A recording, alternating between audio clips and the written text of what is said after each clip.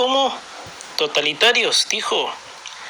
Realmente da calambre el ver día tras día el caradurismo del señor presidente, plagado también de una hipocresía jamás vista en el historial político de la Argentina. Y como vengo diciendo, ya dicen lo que se les viene sin pensar. El presidente está en Washington y se reunió con el presidente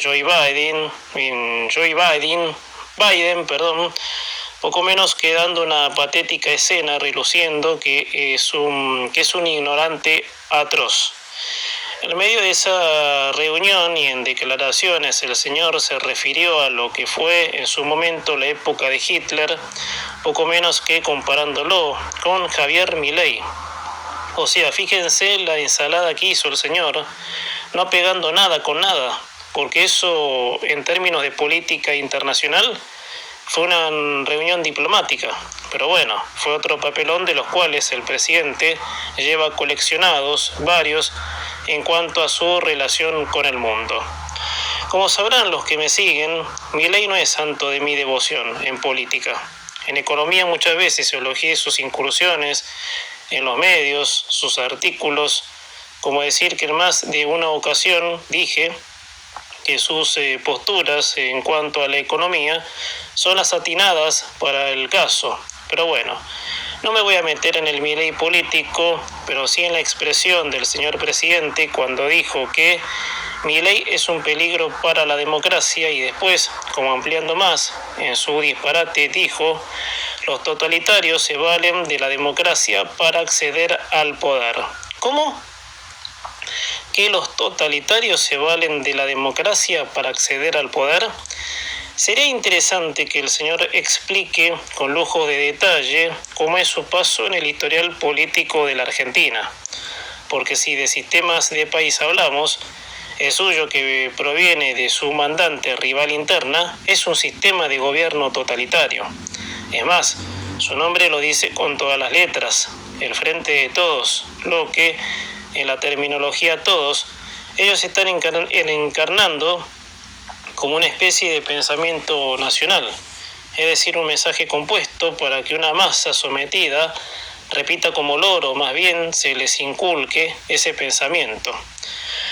Además, ¿cómo este señor se atreve a comparar a Milei con un asesino serial como lo fue Hitler, que mató a millones de judíos en lo que se denominó el nazismo?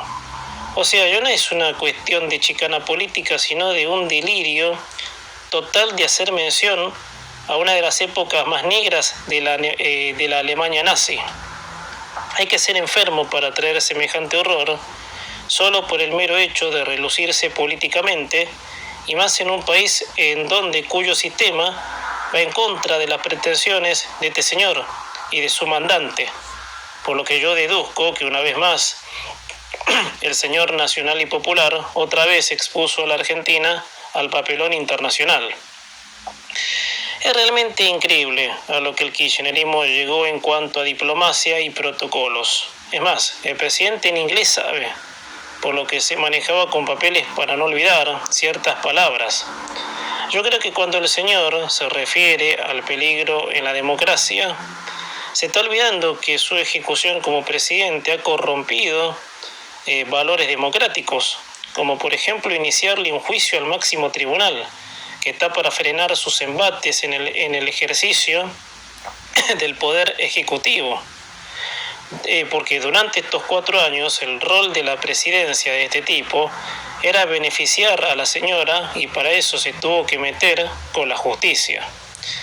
Les decía que la chicana fue para Milei, que como les comentaba antes, no es santo de mi devoción, porque nunca desde lo político se encaminó a un rumbo que genere credibilidad, sino buscar rivales, y que ese rival sea Juntos por el Cambio. Pero de ahí a compararlo con el nazismo de Hitler es una locura. Y citando un horror del cual el señor no ha leído ni una página de ningún libro de historia. Pero dentro de su gran hipocresía cuando dijo que los totalitarismos se valen de la democracia para llegar al poder, y sí, el kirchnerismo llegó al poder porque por medio del engaño han cautivado a millones de argentinos.